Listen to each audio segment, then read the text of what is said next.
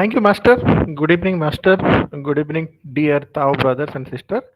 As per the Master's wisdom words, take the initiative to be thoughtful of others.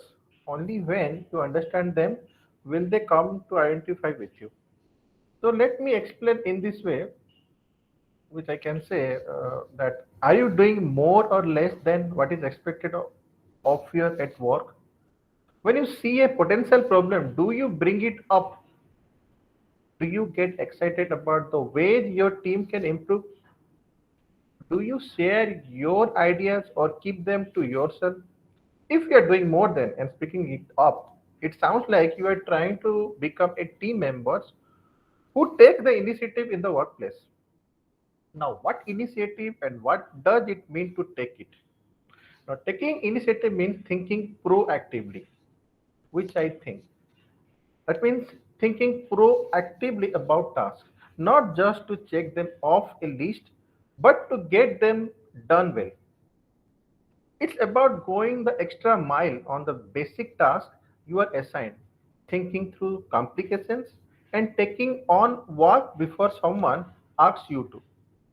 So, taking initiative means noticing opportunity and taking action.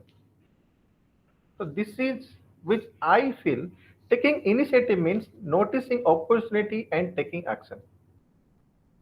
Now, another word for taking initiative might be ownership. At better of, for example, radical ownership means that we are fully responsible for our work and that we all welcome the opportunity to learn from it and improve when it doesn't go well.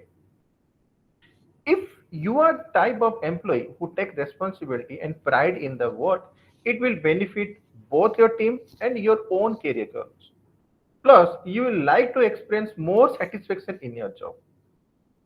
To excel at taking initiative, you must proactive team member. Now let's dive into few characteristics that define proactive team member. So I want to narrate those characteristics that define proactive team member. So what are they? In my opinion, what makes a team member proactive? Motivated to teach team goals and their own, action oriented, collaborative with others, open to thoughtful risk and using their voice, skilled at making decisions, positive attitude towards work and team, confident communication, responsible and receptive to constructive criticism. Now, why should I care about taking the initiative? That this question may come in anybody's mind. Now, if you are doing everything you were hired to do, you might be wondering why you would ever want to take on more. This is where it might help to reframe your thinking a little. When you think about taking the initiative to get things done, don't think of it as increasing your workload. Now think of it as become more valuable and relevant and positioning yourself for growth. Depending on your work, you might also think of it as an achieving an important outcome. Besides establishing yourself as a valuable team member, taking initiative can impact you and your work in many positive ways. But your impact reaches beyond your workplace too. So take a took at these main reasons to take the initiative and imagine yourself trying them. Now makes you stand out from the rest of the competition, build confidence in position life and personal life, improve your chance for promotions and career growth, strengthen your relationship with team members, helps with problem solving, boost happiness and job satisfaction for you and your workplace that creates better critical thinking and problem solving skills. When it is the right time to take the initiative work, although you may encounter many opportunity to take initiative, that you can choose your time wisely. Now think about when you can best pick up and act so that you can more likely to be effective and also have space to learn from the experience.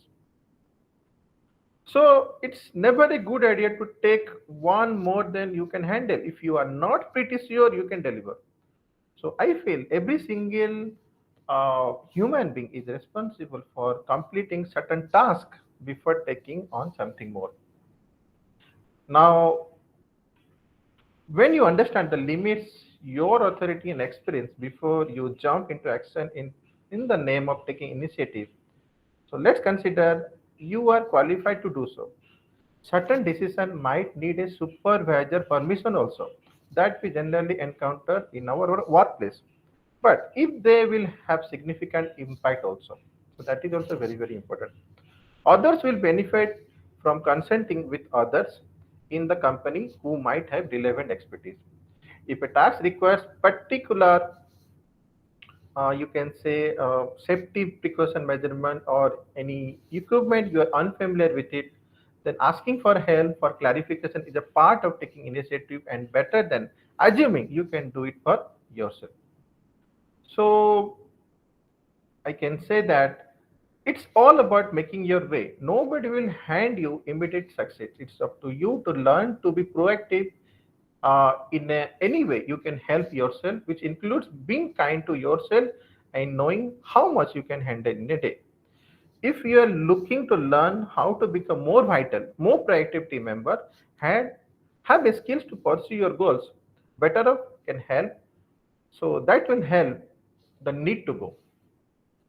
So this all about my explanation. If I made any mistakes, I beg God's and Buddha's mercy and forgiveness. And Master, my dear Tao brothers and sisters, please give me comments and suggestions. Thank you very much for your listening. Oh, thank you, Sunil, for that. You are a brilliant cheering. So be eager to have the second time to listen your voice. Okay, so in the following, we invite our 单讲师, the second paragraph from the Zhigong Buddha teaching. Please. Thank you, Master. Good evening, Master. Good evening, dear Tao brothers and sisters. As per the Master's wisdom words, when you really understand the truth, you will make lifestyle change. Boastfully suppressing yourself will only cause a big rebound. These are words from our holy teacher, Jigong Living Buddha. When we realize the truth, we will change ourselves willingly and happily. If we forcefully suppress others, or if we are suppressed by others, it will only make the things worse, even if the one who initiates the change is out of kind intentions. For this, I have a story to share with you. Once, a little boy stumbled across a butterfly cocoon. He sat watching it for a while. He noticed the butterfly struggling to get out of the cocoon. Even though the butterfly managed to create a small hole in the cocoon, it was not big enough to push through it. After some time, it became very tired, so it stopped trying. The boy was worried that the butterfly was stuck. He even worried that the butterfly would die inside the cocoon. He wanted to help the butterfly, so he used a pair of scissors to cut a small hole in the cocoon. He thought he was helping the butterfly to find a way out. Then he waited excitedly to see the butterfly burst out of the cocoon. However, do you know what the result is? All that happened was the butterfly becoming too weak and too worn out. It didn't even have the power to fly, and finally it just died from hunger. And I think this story responds to what our holy teacher said in today's wisdom words. Forcefully suppressing yourself will only cause a big rebound. The butterfly needs to go through the process of struggling in order to fully develop. The act of struggle is critical for the butterfly to become a strong butterfly. If this process was cut short, it could never become strong. Then how could it survive? We too need our own struggles. They help build and grow us in new and unexpected ways. Life is not a bed of roses. Whatever our struggle is, we should be grateful for it because it will bring us something we may not yet realize. Also, there are many occasions when we want to help and support others, or others want to help us. However, sometimes the best help is to do nothing. Let the nature take its course. Most of the time, we just want to help others according to our own standards, but it only becomes harmful to our relationships. A lot of conflicts therefore occur in this way. I think the best way is to examine ourselves in the first place.